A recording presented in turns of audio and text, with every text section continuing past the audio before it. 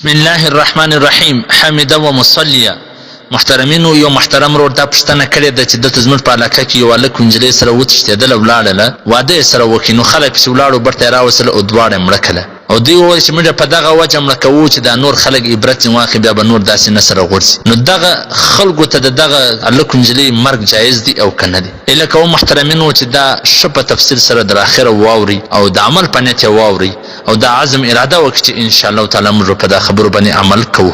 اوله خبره خو دا مرګ څنګه دی، دا خو په آخر کې تاسو ته ښکاره کړو، لیکن دا غورځي ولې؟ دا وجه څه ده؟ سړی د هر شي یو علت وګوري، وجه وګوري چې دا پیښ ولې پیښیږي. علامه مفتی محمد یوسف لودانوي شهید رحمه الله په خپله فتاوا کې مسایل انکا حل جلد نمبر 8 صفحه نمبر 640 هغه دا لیکلي دي چې دا لکو د نجلۍ دا رنګه غورځېدل دا بعضې اوقات د مور و پلار د حماقته سوسي، ځکه چې دی دغه نجلۍ کښېنولي در وخت غواړي له دې نور کړي، یا و داسې ځای ته ورکړي چې د دې جوړ نه د پیسو په لالچ کې، د دنیا د پیسو په لالچ کې و داسې چاته یې ورکړي چې هغه د دې جوړ نه وي، سپینږوري ختمي، د خپلې لور یا د خور ژوند زندګي ورخرابه کړي د دنیا د پیسو په لالچ باندې. نو محترمینو، تاسو لږ سوچ وکړئ چې دغه موږ د خلکو دپاره دا عبرت نشان جوړوو چې دا دواړه مړه کړي، د خلکو دپاره به عبرت نشان جوړ شي، بیا به خلک دا کارونه نه کړي. نو ولې موږ د دغه شي روکتام نه کړو، دغه شی نه ختموو چې د کوم شي څه دغه وجې پیښیږي؟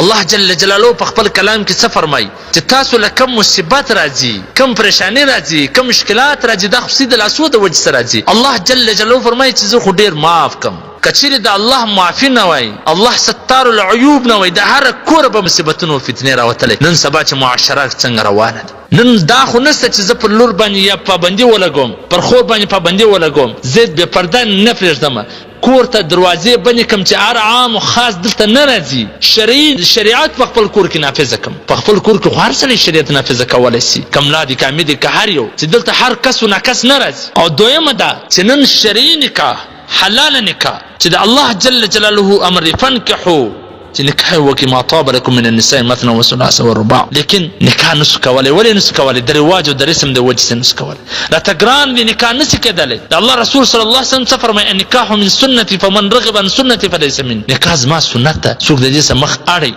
هغه زما د امت سنت. لیکن نن حلال نکاح چې هغه عین عبادت دی، الله په خوشحاله کېږي، نبي په خوشحاله کېږي، نن هغه موږ ته رسم او رواجو ګرانه کړې ده. نن یو سړی حلال نکاح په 10 لکه نسي کولی، لیکن زنا په 1000 پی په 100 پی هم کولی شي. مصیبتونه فتنې چې پېښ د دغه رواجو رسمو جوړې کړي. نن دغه غیرتمن چې لورو پر زوی باندې راغورځي مړه کوي، دا خلکو کې دونې غیرت او جرأت ولې نشته؟ دا خلک ولې نه سره جمع کېږي چې نن موږ د خپل معاشرې سره دغه ناسور ختم کړو، چې نن یو غریب مسکین سپینږوري سي، یو د غریب مسکین لور سپین سرې سي، څوک یې نه غواړي، څوک واده نشي ورسره کولی، ځکه چې د دوی سره دونې پیسې نشته. دغه ناسور ولې نه ختمو؟ دا رواجونه او دا رسمونه ولې نه ختمو؟ ولې د خانان دا ملکان دا خلک دا غیرتمن نه سره جمع کېږي چې دغه مصیبتونه د دغه وجې څخه موږ ته راپېښ دي؟ ځکه چې وایي نکاح ګرانه سي، زنا به اسانه سي. چې نن معاشره کې نکاح ګرانه سوې ده، دا فرنیچر خلک څه کوي، دا کوټبندان خلک څه کوي، دا سکوټران خلک څه کوي، راډو ګړیان خلک څه کوي، او دا سوني او دا شان خلک څه کوي، چې په زناو کې اخته دا سړی څه کوي. د صحابه څخه هم زموږ ښځې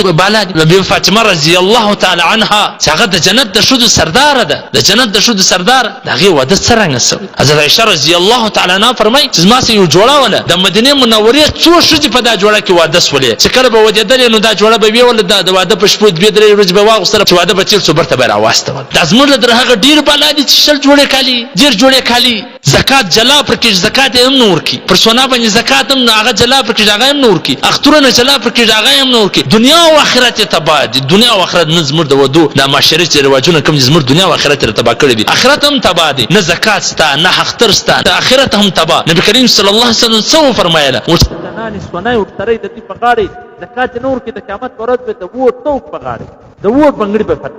دغه چې دا واده یې نه کړي، دغه سزا دا د واده د مخه سزا، دا خو شریعت له د مرګ د نه ورکوي. نو ته څنګه د مرګ د ورکوي چې شرعي نظام یې هغه یې له نه مړه کړي؟ نو ته یې څنګه مړه کوي؟ دا سخت حرام کار دی محترمینو. په حواله ده فتاوای لنګري جلد نمبر 5 صفحه نمبر 353 او دغه رنګه پر صفحه نمبر 640 باندې لیکلي دي چې د دې قتل کول حرام دي. نو محترمینو، پر ځای د دې چې دا قتل کو، ولې دغه رسم او رواج دغه مصیبتونه او د پریشانۍ نه ختموو؟ هغه دغه مصیبتونه پیښ دي. الله دې پر موږ باندې رحم وکړي، الله دې پر موږ باندې رحم وکړي. والسلام. ستاسو د دیني پوښتنو ځوابونه کوي مولوي عبدالرحمن سمین صاحب.